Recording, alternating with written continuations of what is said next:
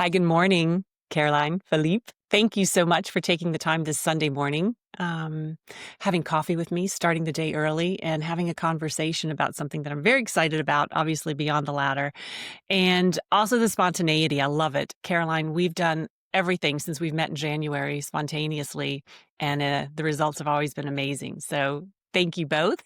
And for all of those that don't know you, could you do a brief introduction about yourselves? Good morning, Sabine. It's a pleasure having you here, and it's also lovely to be here with Philip, Yeah. my brother. Yes, indeed, everything we've been doing so far just was pure creative ideas and moments where we just thought that we have something to share. And so we have been working together also with the book, and I was very happy to contribute a chapter to it. And in a nutshell, I've been working for over 25 years in the humanitarian aid sector. I've been managing initially large scale relief operations and more recently country offices for the World Health Organization. But so, yes, I'm a dedicated humanitarian aid worker. I've enjoyed my career so far. I'm a mom of two.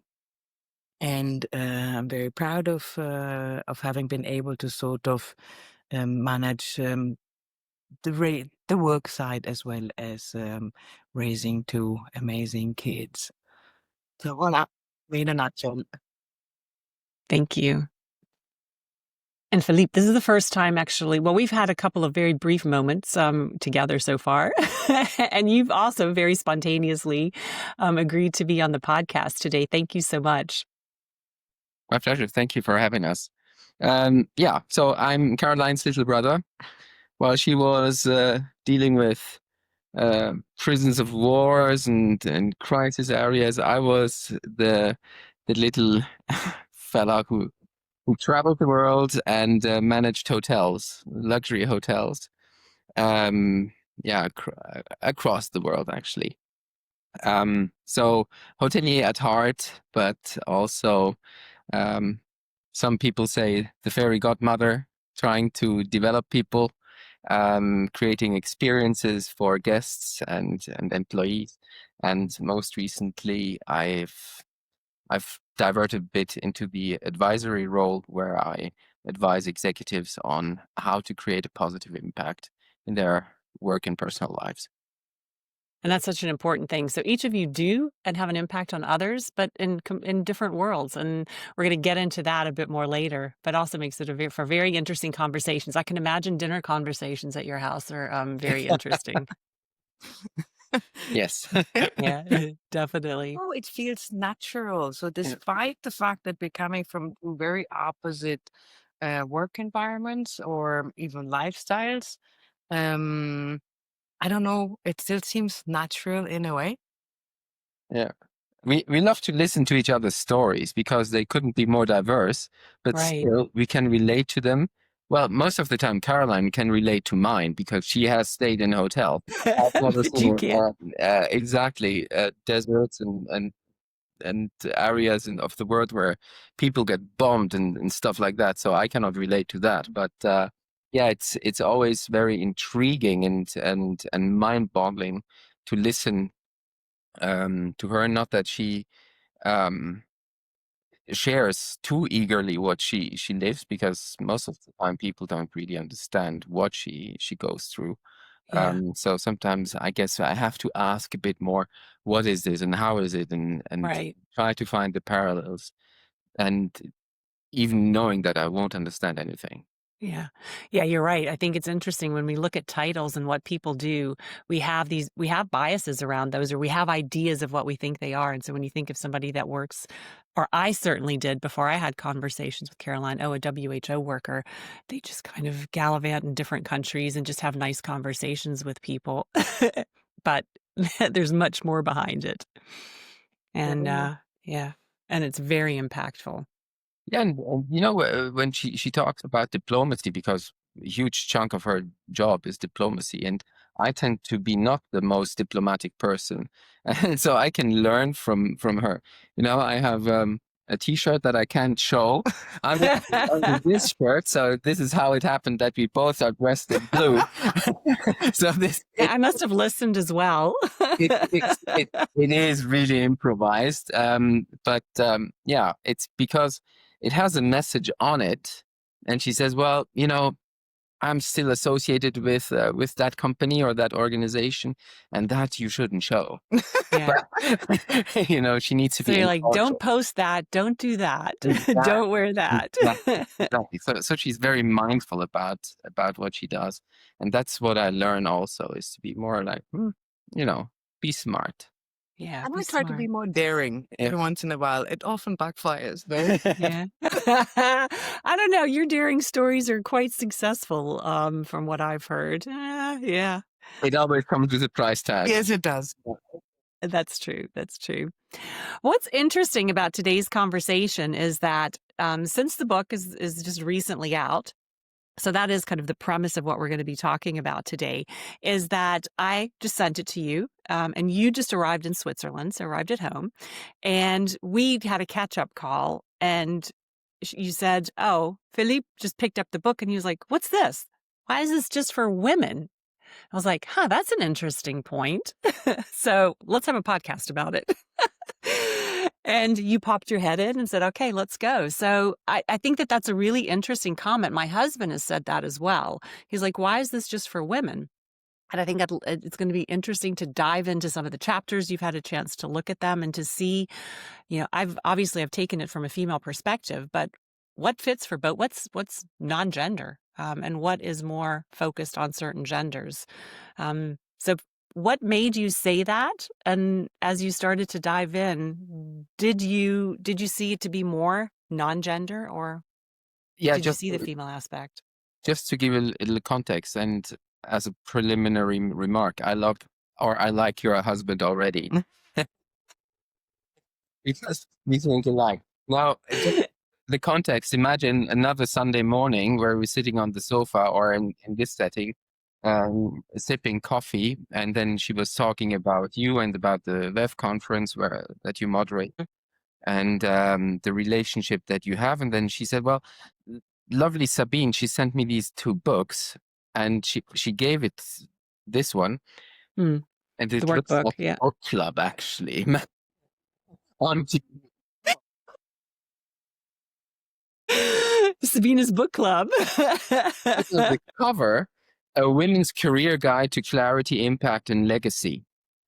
So this, I must admit, it made me cringe at Okay. first, because I thought, why women?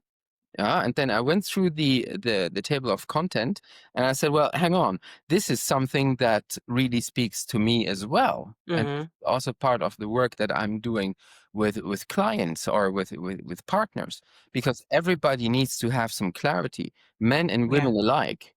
Yeah, Yeah, true. but and that is the reason why I had this remark. It's not only for women, just to say how rich this book can be.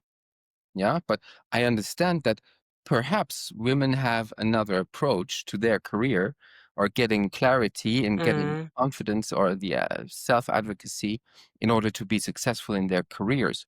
So that was the reason why I had this remark, like it's anyone's career guide to clarity, impact, and legacy. Yeah. Interesting. And I think it'll be, when we look at some of the perspectives as well. But I'm really curious now, Caroline, what was it like for you to read your story or stories in the book? Because they're actually a couple. It's funny, I didn't read them again. You I read didn't? the other chapters, and what I did is that I gave it to my son.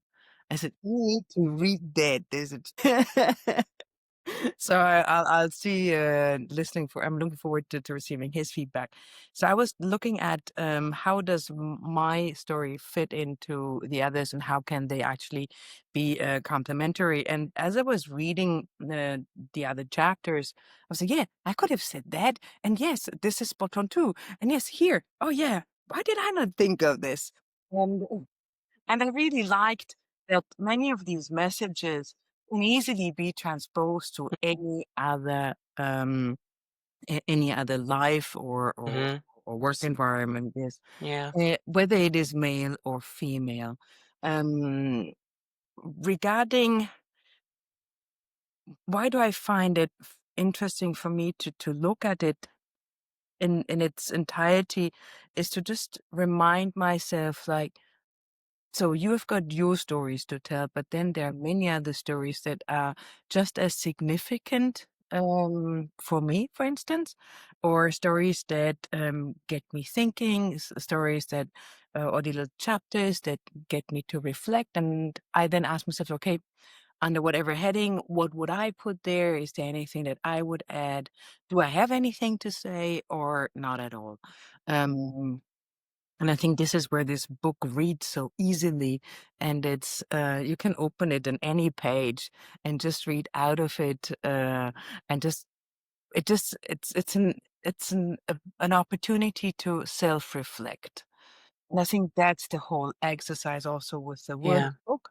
And I find workbooks always very demanding because, or even notebooks. I'm not Yeah. that easily scribbles down my thoughts because they then seem to be more restrictive.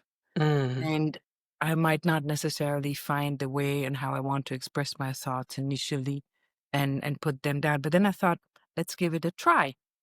And I think it's a very nice way of stimulating your thoughts overall. Yeah.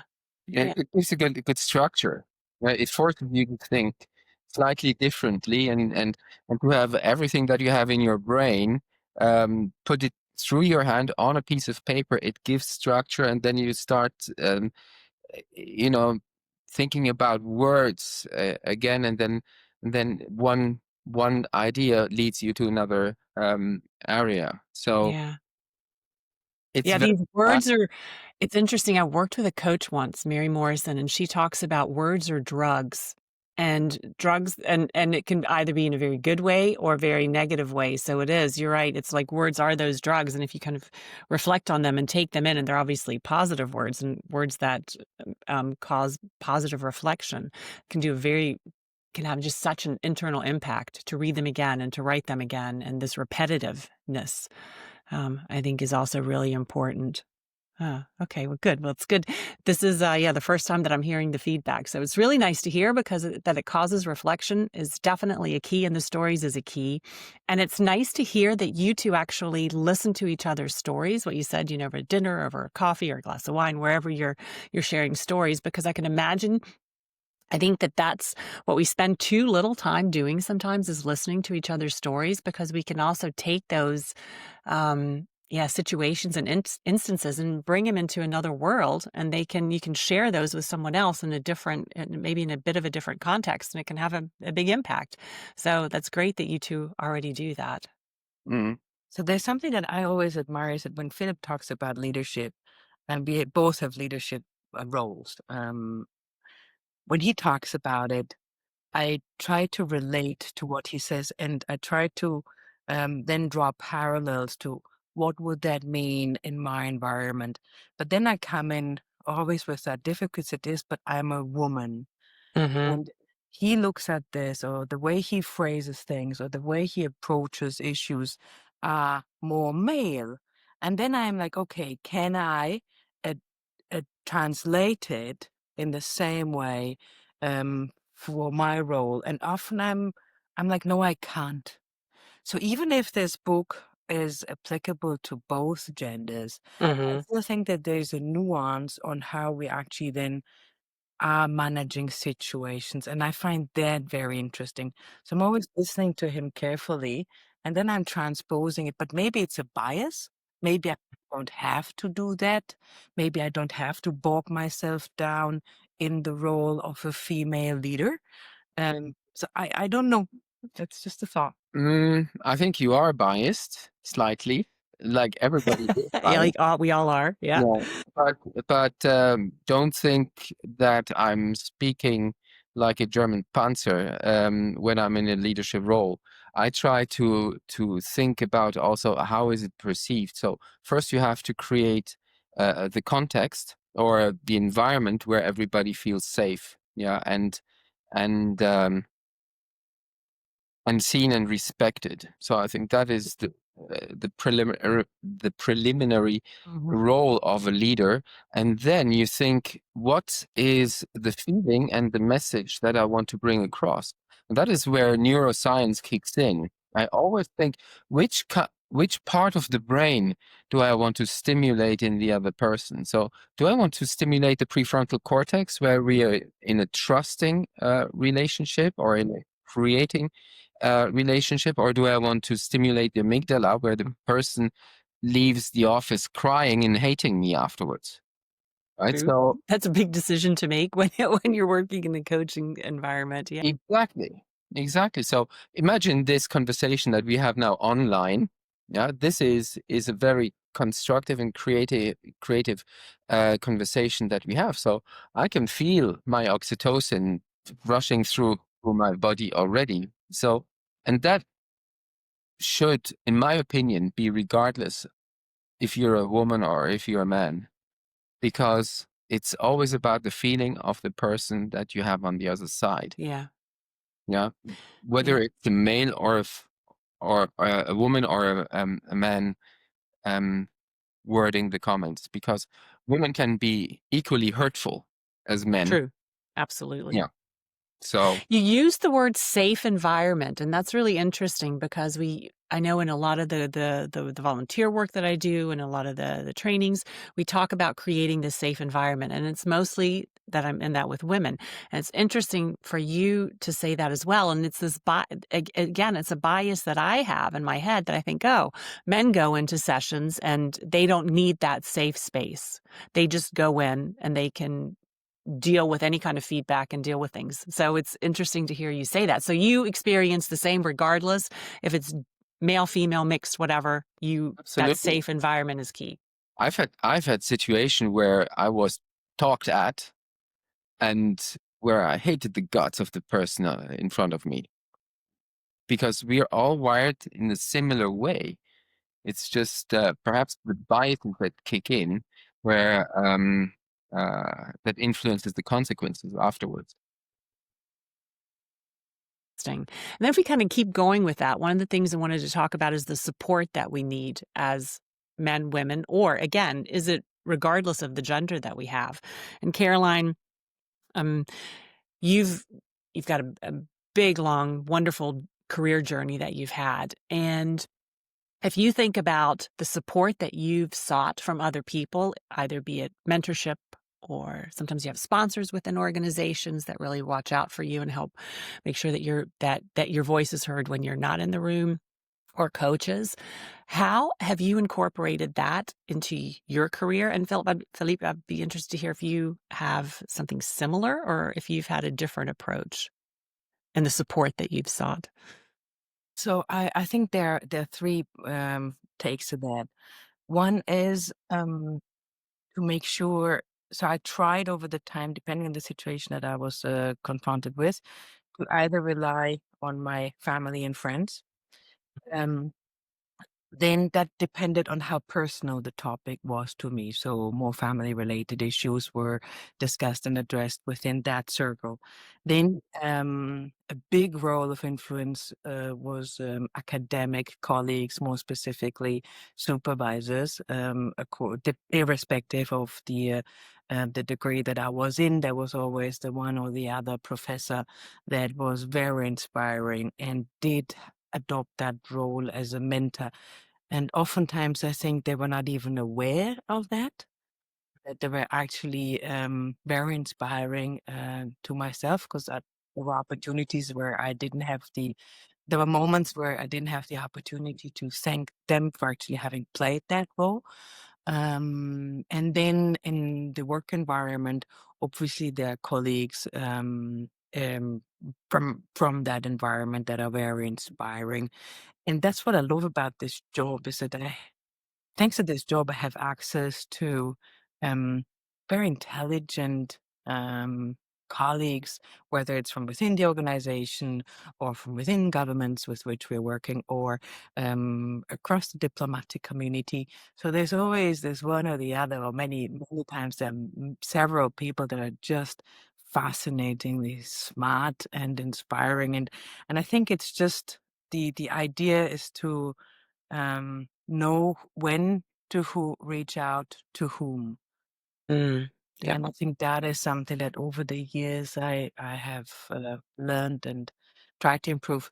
At the same time, when I listen to Philip and how he does it with his networks, I believe that men have a greater tendency of creating better and stronger alliances than women.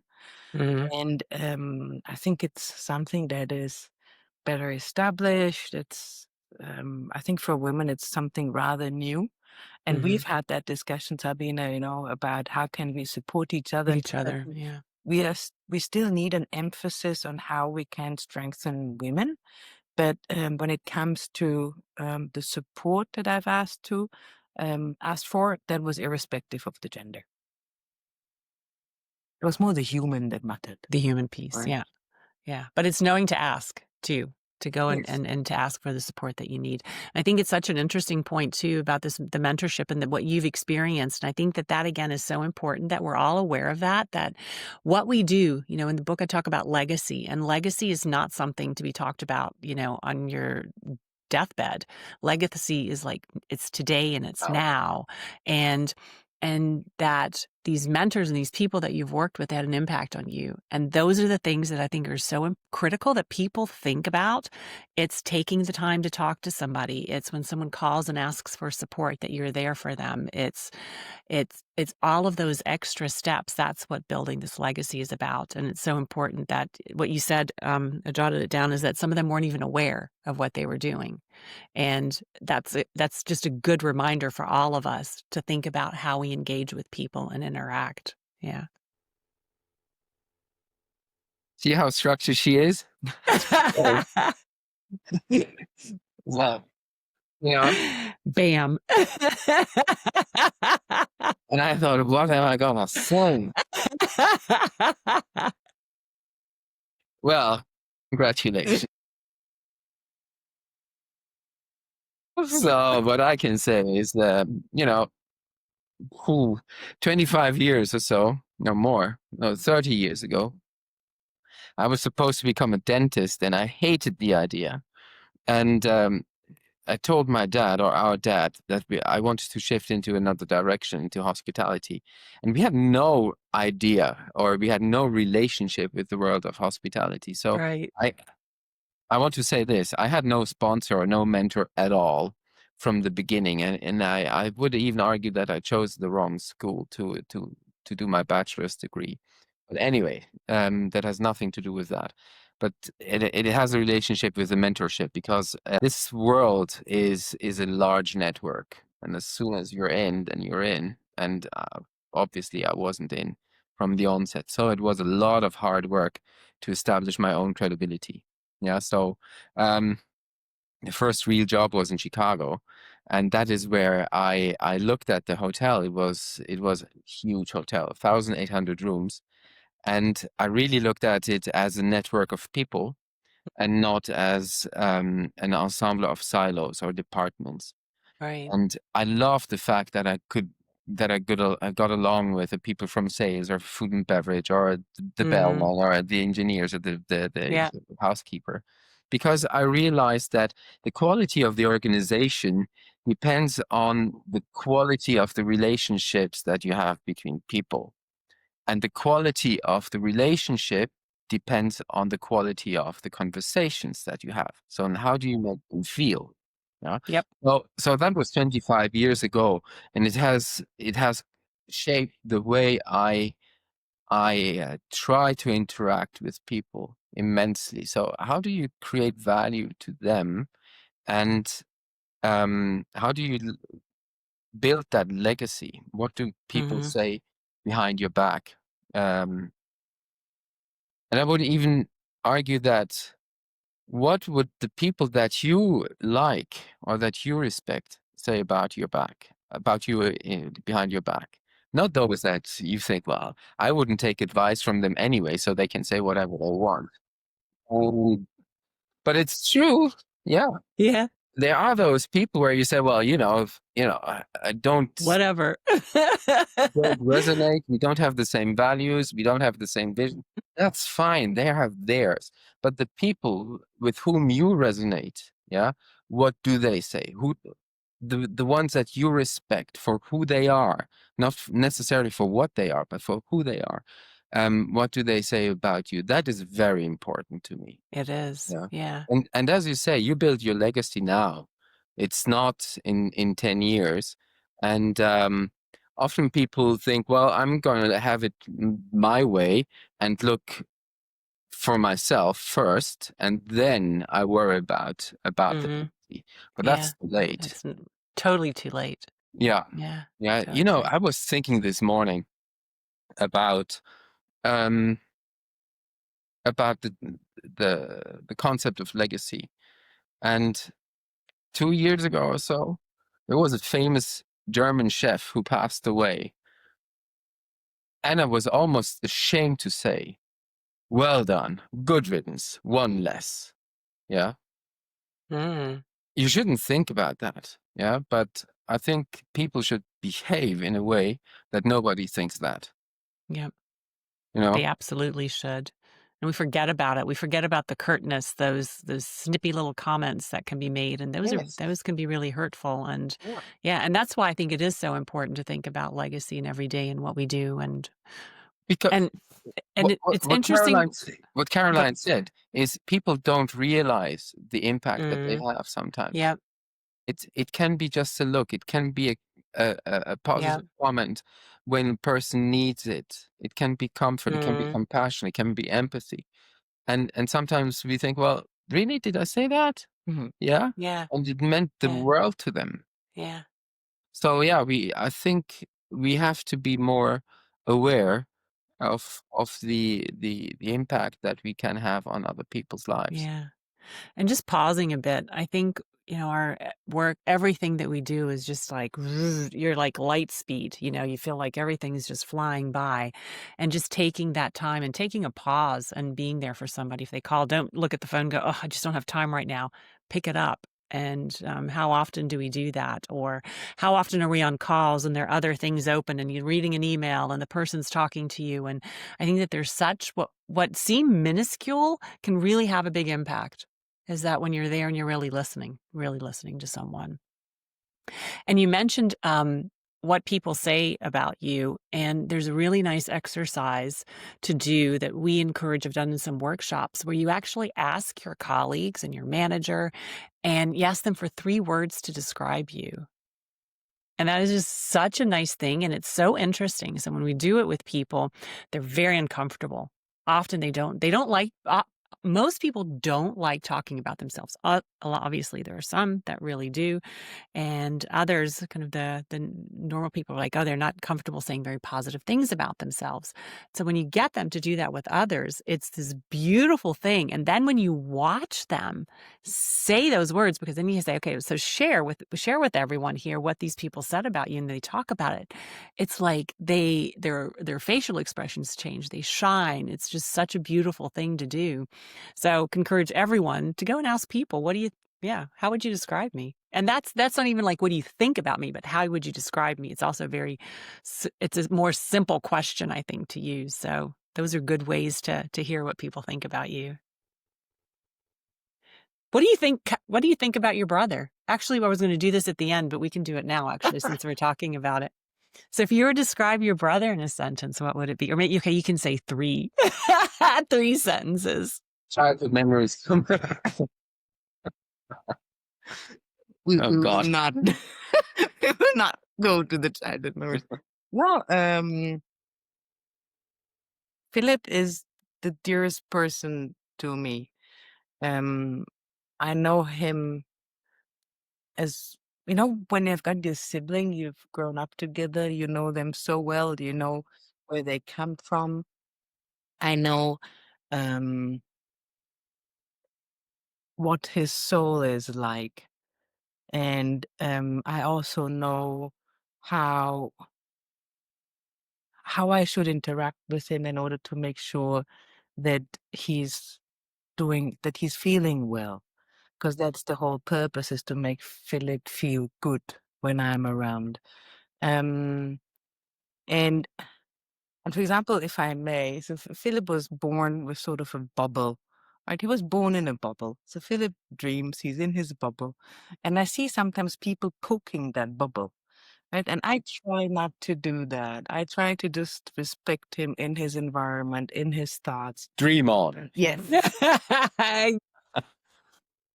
To also always put things back into context, right? From where we come, from what is our history, what is our, because we have two histories. One is our common history as brother and sister, for the moments that we have spent together, and ultimately we haven't seen each other that much because we're both most of the time abroad. But then it's also the separate histories that we have and that shape us as well, and the respect that we carry towards each other, for all of the things that have made us us, and to just never ever be judgmental, and to just I haven't described who he is to me, but he's the most precious person I have next to my two kids. Right? It's as simple as that. And Yeah. and I think it's more about also Philip is extremely reliable, and whatever happens, he'll always be there. During the most difficult times in my life, he was there, and he was there on top of that with a sense of humor, Huh? making it all look easier than what it was. And then you do have this amazing sense of humor, and otherwise, yeah, you've just always been there, and I thank you for Yeah, that. we have only one family. Yes. Okay. What about you? What, Philippe? What do you Uh, say about Caroline? How do you describe her? so she's probably the most resilient person that I know. Is in face of adversity, she's extremely courageous, smart. She keeps a perspective always. She's the diplomat in the family. Um, But you also, would never have thought I ever no, would be, yeah? no, Let's no. be very clear. I was always the old soul, Yes. right? But then somehow life has taken a path that I didn't anticipate. Yeah, also extremely reliable in times of adversity, not only towards other populations, but also towards the people who are closest to her. Good sense of humor, a laughter that is unparalleled. Yeah, it would wake the dead. So, yeah, That's a very good attribute to have. exactly. So I actually can just imagine the hardship that she's gone through, in her professional career, but also in the personal life, and that is really, really impressive. Being able to get back up, that is something that is inspiring, because people sometimes they're just like they're in their misery and Mm, they just seek the compassion. But no, she's come on, let's go, go. Let's get go. get Yeah. stuff done. Yeah, And yeah. also the vulnerability, I think, to share your stories, and especially to share the video on, yeah, also on violence. I mean, that was a very, very impactful video that I saw, and that you opened yourself up and shared the importance of the awareness and talking about a very difficult subject. So I think that that's incredible to open up about things like that and challenges. It's I never looked at it from that angle. People after that, they told me, "Oh, how courageous!" And that I don't think that was courageous. Um, I just thought it was another opportunity to highlight that, even though all individuals, be it men or women, we might go through hardships, that there is always a life thereafter, and we always find a way out. And that it's not because life throws a curveball at us that there is no way forward. And I think it's also to show that yes, we are all have our difficult moments, and what I appreciate the most is that people can't tell. Most of the times we can't tell the difficult or the hardships people are going through just by looking True. at them. And that's why when I approach someone, I try to be as considerate as possible and Mhm. to always put it into perspective, not necessarily knowing where they're coming from or what they're going through at the moment or what they've been through in their lives. And I think it gives us a bit more of a gentle approach. But without Philip, I wouldn't have been able to do it. There's no one, I mean, the, I wouldn't have. And I knew that there's always someone there. And I think it can be a family member, it can be a friend, it can be someone at work all of a sudden. I knew that he would be there for me, but I didn't Mhm. know to what degree he would be able to actually support us, and still doing it, right? Mm. Yeah. Still doing. Sometimes you're Nice. surprised to see who is there for you Yes. in times of hardship, and Yeah, that's sometimes it's true. a disappointment, but sometimes it's Mm. also a really good surprise. Yep, it is. When you're talking about courage, it's not something that you do, it's something that you are. So that's Yeah. the reason why you didn't realize it, how courageous you were. Is when you're standing up for people, that is just second nature. Mhm. It's because that is who you are. That's the sense of fairness. It's not calculated. It's not, oh, I have to be courageous now because it's in my job description. It's because you, Yeah. that's what you are. Tick. Right. Yeah. Exactly. And that is in regardless of the work that you do, is as soon as you are in a leadership role, like she is, like I am, you have to be able to stand up for the weaker. Yeah. Mm. Well, you should, I would say, but not everyone does. And I Yeah, think but that that's the then riding difference on the in wave, yeah, exactly. But that's what that's made that I think that that's the piece around being a strong leader is doing that and being there for those others and thinking about that's why actually I start the book also with values because what I think what you two are really talking about are values and you can hear also the way that you were raised and it's interesting to that although you both have quite separate career paths. I mean, they're, it must be really interesting. Like we were talking about come on over. coffee conversations, right? But your core and how you were raised and these values are just so key in how you do each of your jobs.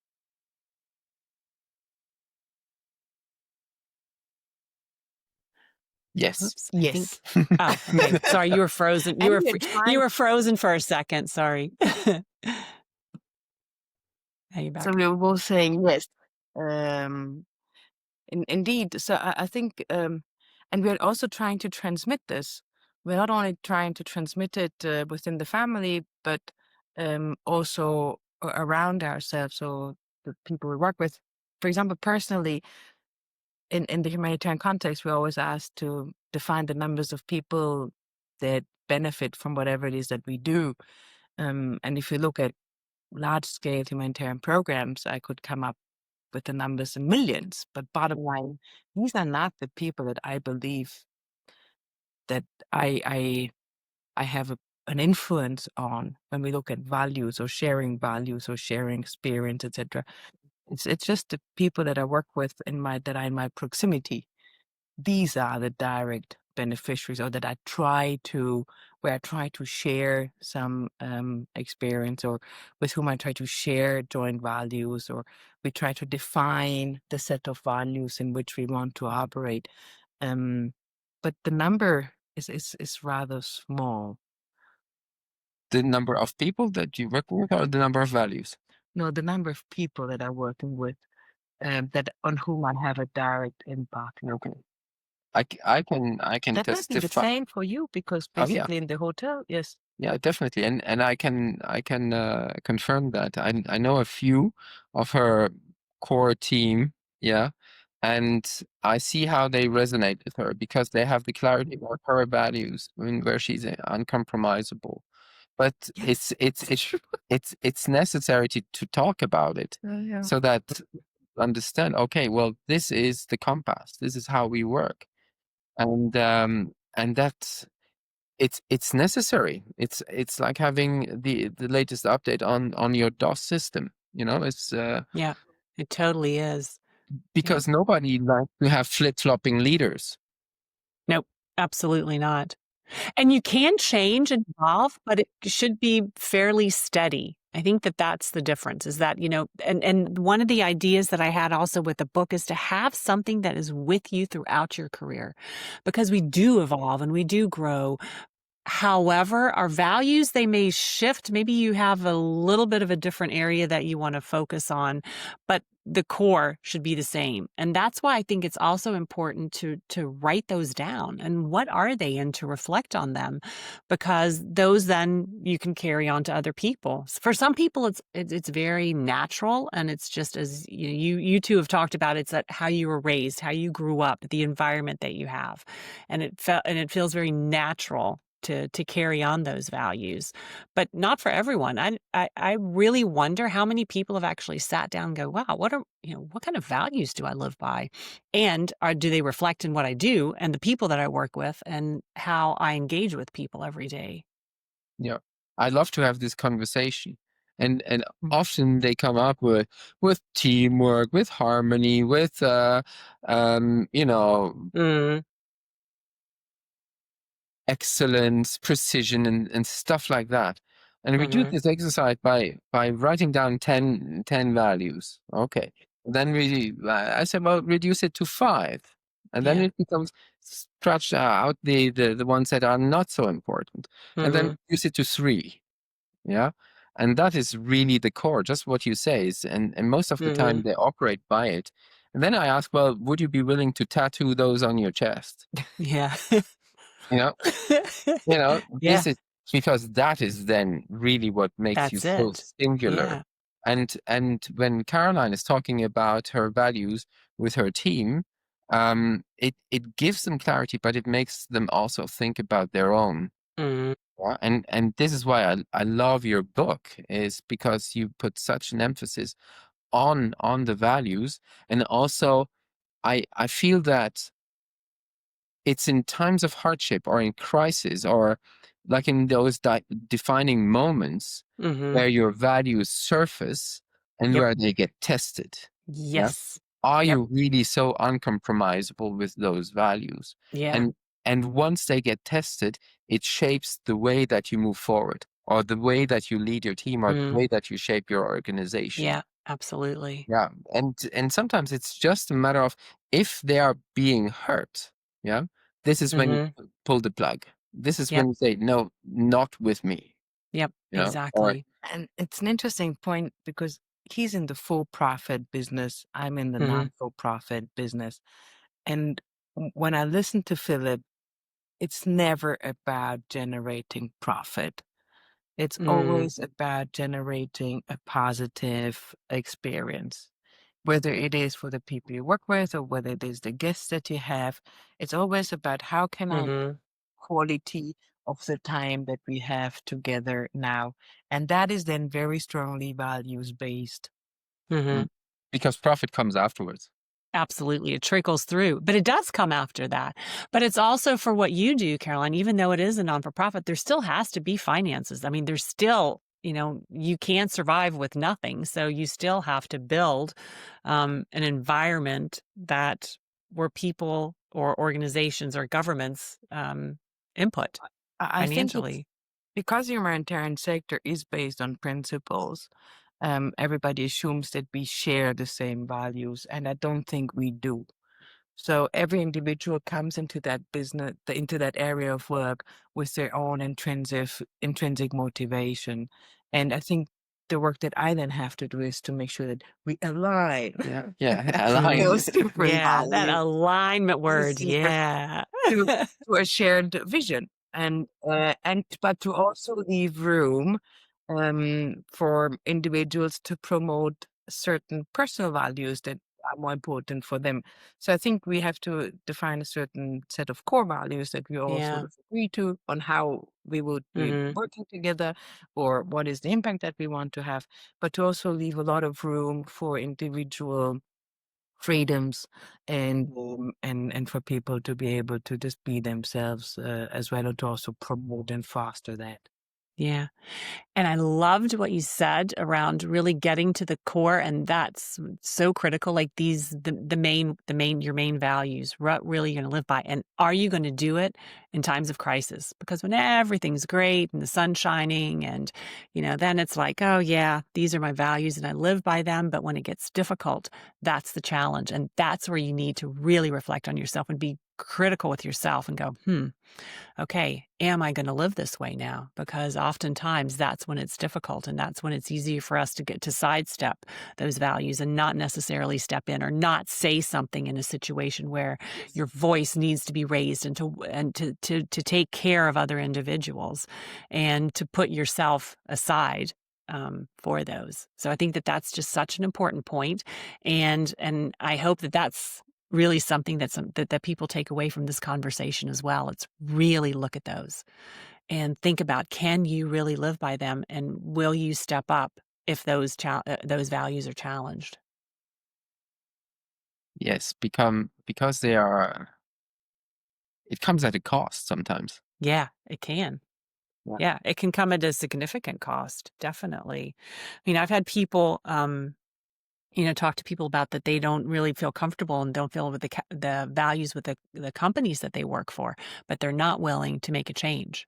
So they do compromise. And you have to look at each individual situation, but those are those tough decisions that you have to make. Can I work in an organization, or can I be a part of it? Or if I'm going to stay, am I going to try to do something to push these values through and to try to make a change within the organization? I mean, sometimes we can't make a change at the level of the entire organization, so we very rarely have that level of power. But I believe that as individuals, we can still influence the change Mhm. in a smaller Yep. circle, and that opportunity everybody has. Everybody can. Yeah, Yep. and everybody's watching, Yeah. I Yep. and you will always have the impact on those people who observe and whom you inspire.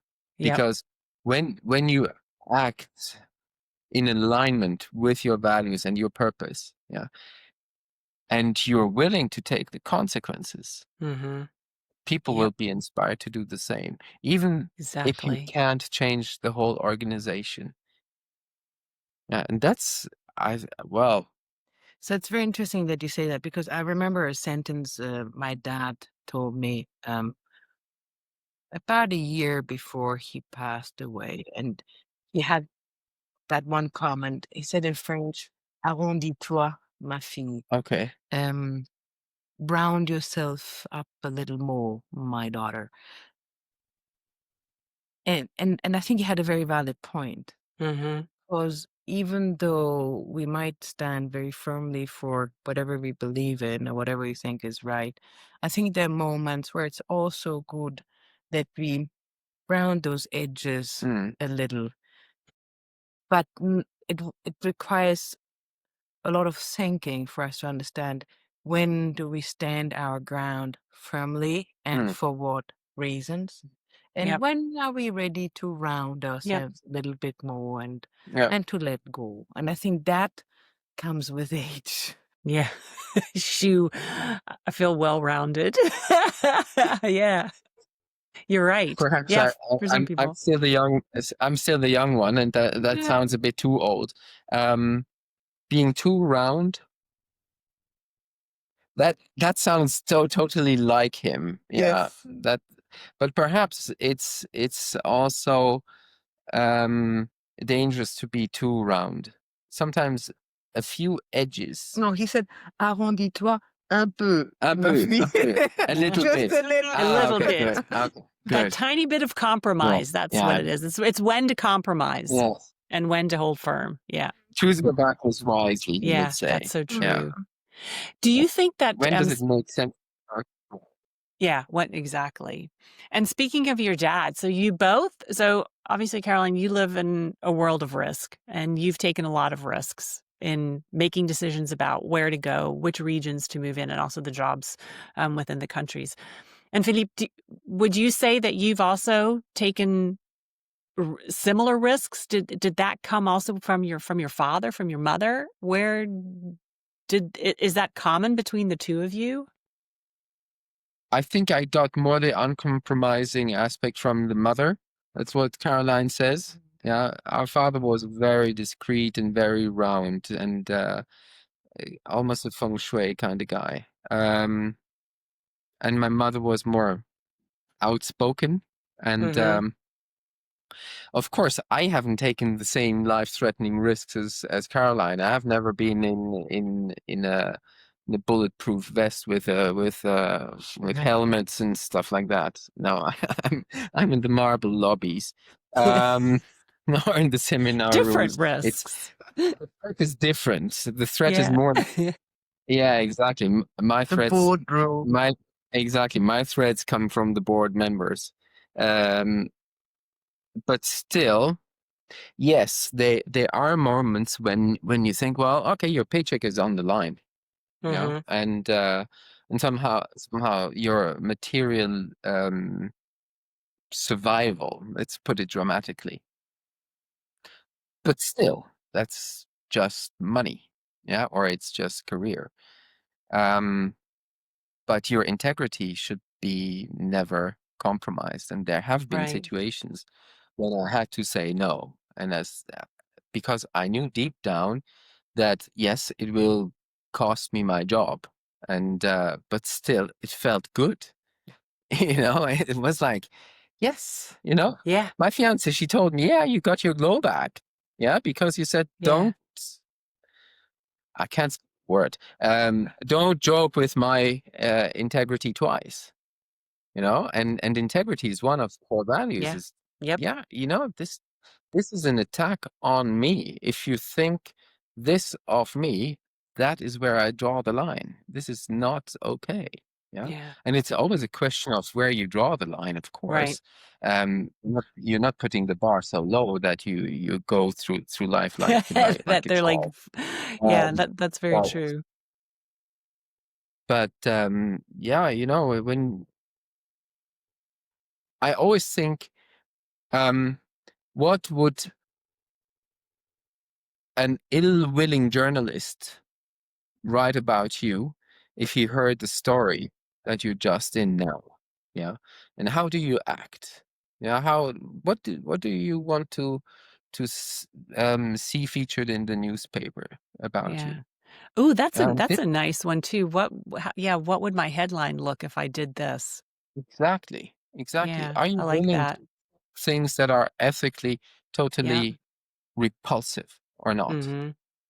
But you did the same, Sabina, no? You made also these decisions that Yeah. your life all of a sudden you made drastic change.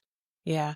I always ask myself also, what if I don't do something? So that's my question. Not what if, but what if I don't do this? How will my life be impacted or how will things be different? And yeah, yeah, Yeah. yeah. What if I don't? Yep. And if I So don't, that's how I go. That's how I make decisions too. And I've made, yeah, when we started the company, we also had um some jobs where there were some morally dodgy questions about where we were recruiting candidates, and the client said, "We need people with a different skin color." oops. Yeah, and that was also, we just started, we have employees, and like, "Oh, shit. Okay, but we can't do this." So we had to cancel the contract. We just can't be part of something like this. And yeah, I think obviously we're still around. So, so those decisions were good ones, but you just can't, you just can't. You can't, I can't. I always think like I have to look in the mirror and I just can't look at myself if I go along with these, yeah, completely what I feel are And immoral. and when you decided to write the book, what was the you just said that what if I don't do it? So what was your thought behind what if I don't write this book? What if I don't? all these beautiful stories aren't going to be heard. So for me, a big part of the book was I wanted, there's so many fantastic women, and there are a lot of good men too, but in this situation, there's, it's the women. And I just heard so many amazing stories. And that's what was also kind of the premise to the book, is that I wanted to bring, I didn't want to just write a book on, um, just on these topics. I wanted to incorporate stories. And I thought, if I don't do this, all of these amazing stories aren't going to be heard. And I wanted to keep them alive. I wanted to keep people alive. My mom's in the book too. And I was like, what a cool way that I can kind of keep her legacy moving forward, and my sisters. And that was a very exciting part for me, is to share these stories. Yeah. So how about for your second book, if you still want to maintain the focus on supporting women, is that you do one um, for men, no, or with men that have supported women, Women. because that is something that often goes forgotten, is that many men support women in their own growth or Yeah. on paths of So growth. true. And we don't acknowledge that support often enough. Yeah. And that might be your That's second. a lovely way. Yeah. I wanted to do something also more on the story side. And so that's that would be a very nice twist to it. Mm.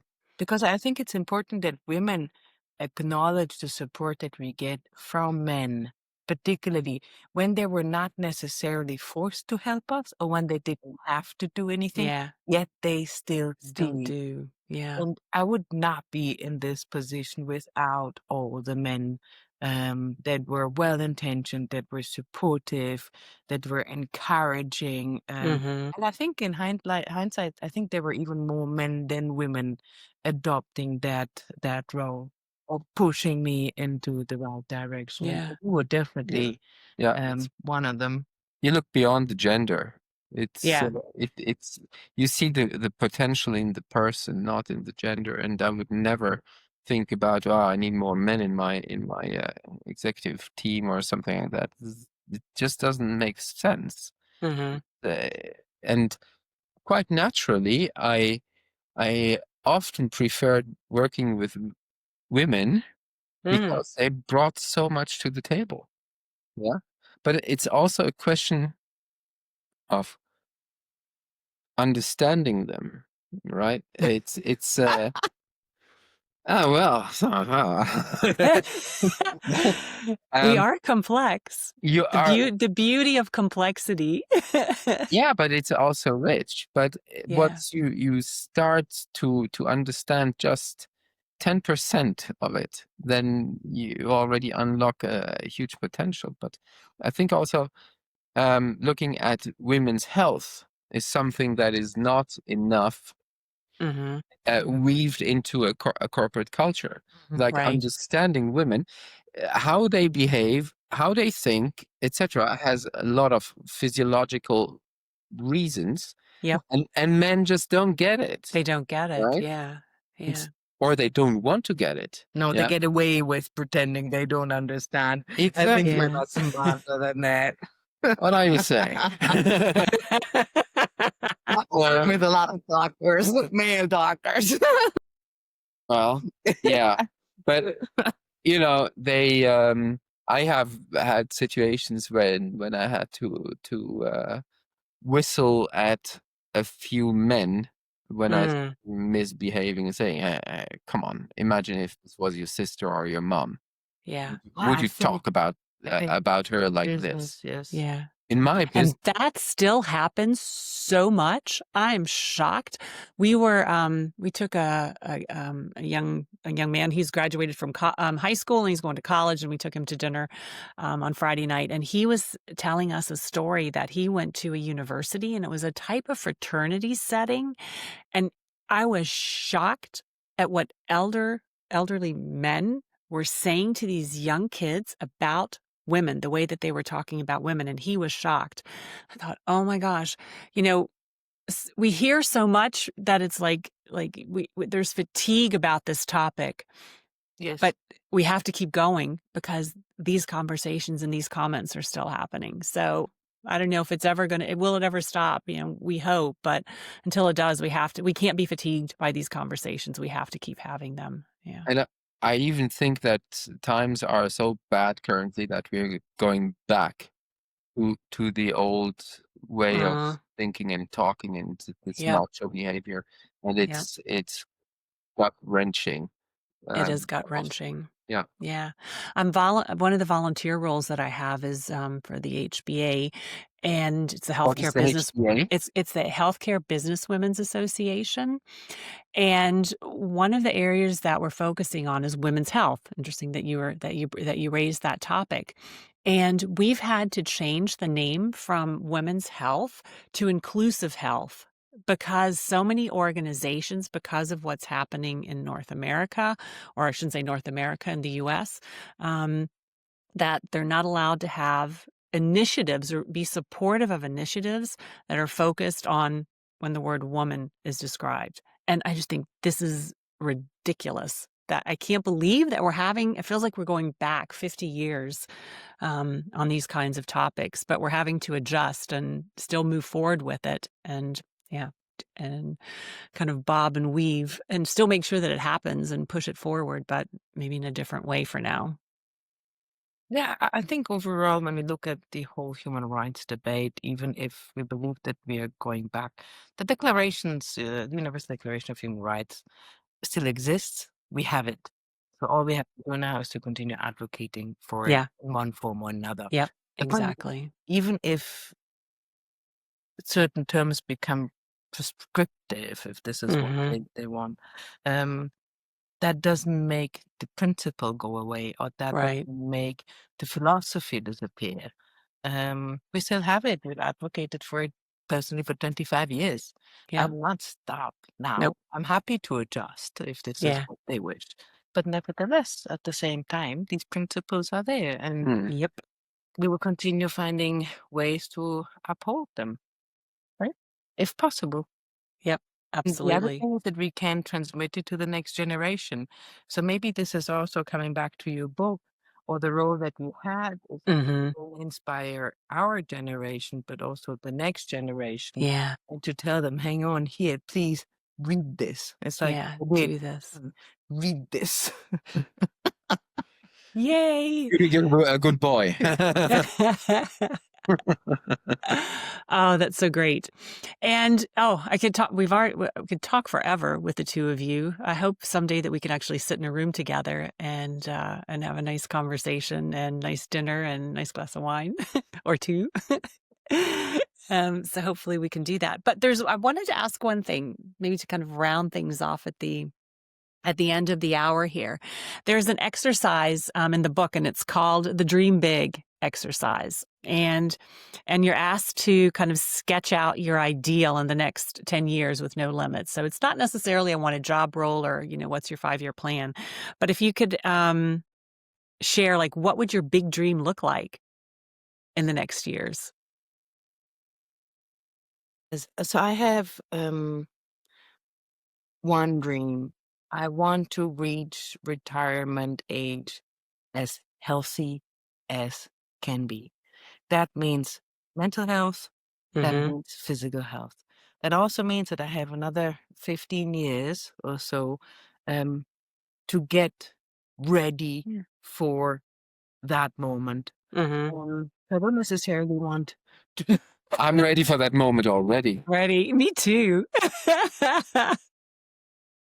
Okay. So I just to seize all the opportunities we have until, Mm, and to make sure that as individuals we remain as mentally and physically healthy as possible, and that we try to pursue at least that goal, to look after our own health, because once we are healthy we can then also look after other, and make sure that people around us are also doing well. mm-hmm. That True. might not be a big dream. um Another dream I have is I do see myself taking my motorbike and putting on a one big dropping a big bag at the rear, and just hit the road and just go and disappear for a moment. I can see myself doing that. But other than that, I don't have big dreams. I also have never been particularly ambitious. Um, What? yes. Uh, but I have, Okay. and I think it's that doesn't mean that I haven't seized opportunities. Right. Exactly. You're very ambitious, but I think you do it in a way that doesn't feel like, there's you're very ambitious, but maybe the way that you achieve and you go towards your goals feels somehow softer than, but you definitely are ambitious. If I may. Oh, oh, oh. Yes, you may. I think that's one thing that I often see with working with women and with men is women they don't talk about it, but they do. Yeah, Mhm. and they go ahead and just do their stuff. And the same here. It's not um far reaching visions and I want to change the world, but there is one. We went to a birthday party about 10 years ago, something like that. And the host or the birthday child, she handed out a name tag to everyone. Yeah. And hers was World Savior. Okay. And if I remember, I was Mr. Everything. Yes. Yeah. Mr. Everything. But she's the world savior. Okay. And she just dreams about being mentally and physically to fit retire. and driving away with her motorbike in her backpack. I All right. know. Good. Well, I know. we want to bridge the gap, perhaps. But I think in the meantime, is so the idea is that you can do good on a daily basis, irrespective Mhm. of who you are. Yeah. Yeah, that's And true. then depending on the functions that you have, you just do what you can within that function.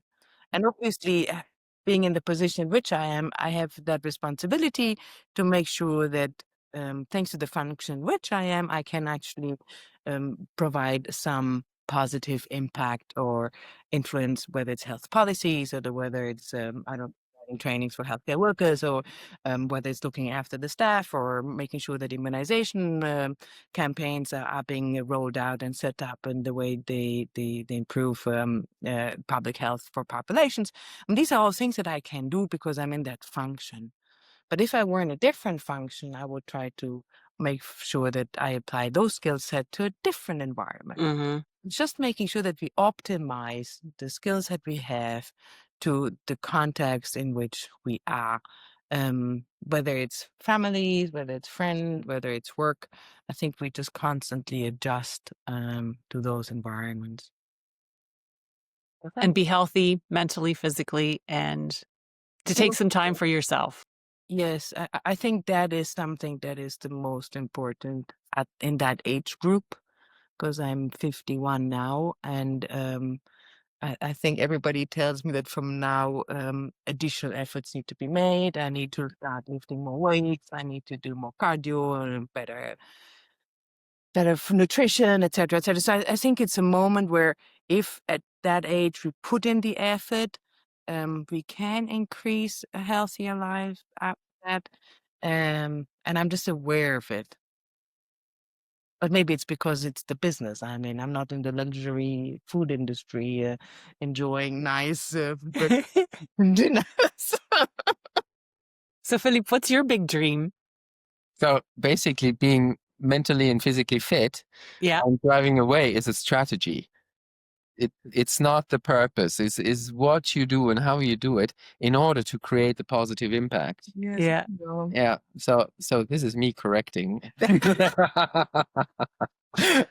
And it's actually quite similar with me also. I love to do or to continue doing what I'm doing.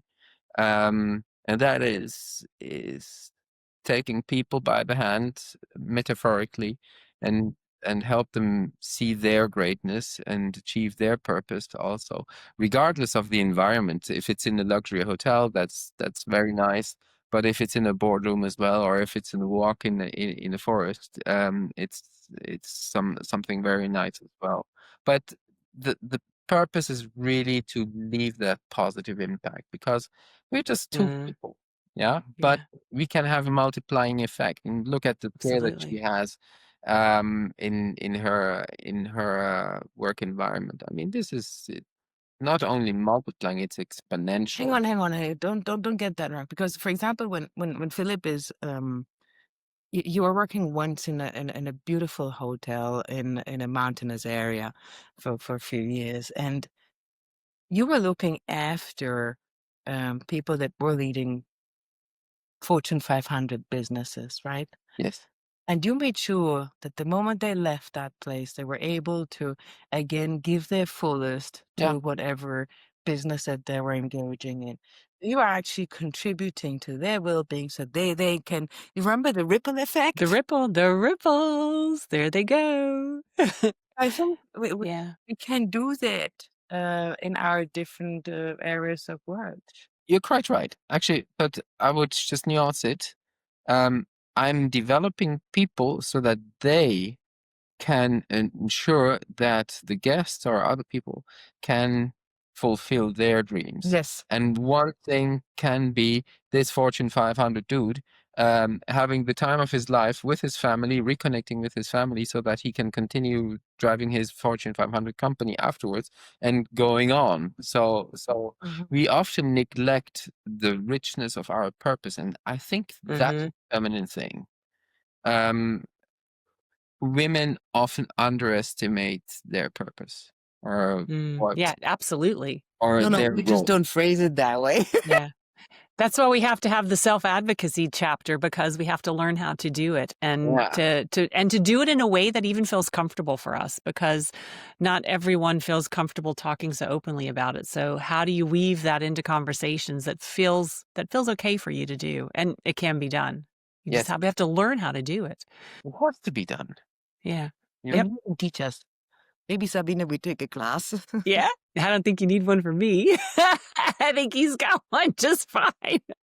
we we do podcasts even on Sunday mornings. Oh, so nice. Oh, thank you both so much. I didn't know where this was going to go. Yeah, we had obviously Caroline knows me too, that I'm very well. I'm also structured. I like to have a flow of things, but it was so nice just to see how this flow went and how the conversation went. So thank you so much. Thanks for also the feedback on the book. It makes my heart happy, and it makes me. I get emotional about this, because I had this idea, and so many things that you said are like, that's what I wanted. I wanted reflection. I wanted people to open it. When you said, oh, you can just open it up anywhere, that's what I wanted. So you've affirmed these ideas and this richness, what I wanted with the book, that it was a guide, but it was also just something that you could sit and reflect and to think on, because we do too little of that, I think. We often, again, are just going. So this time for reflection is so valuable. And if you can do it with each other, and you can do it by yourself, or call a friend, or take the time to do it, because that also adds to, I think to the richness of just life. And again, sharing those beautiful stories. Thank you Yeah. so much, So Sabine. thank you so much. Have a good rest of your Sunday. And you. Enjoy. You too. And And and we'll then we'll see each continue other again. soon. Thanks. All right. Be well. Thank you for having us.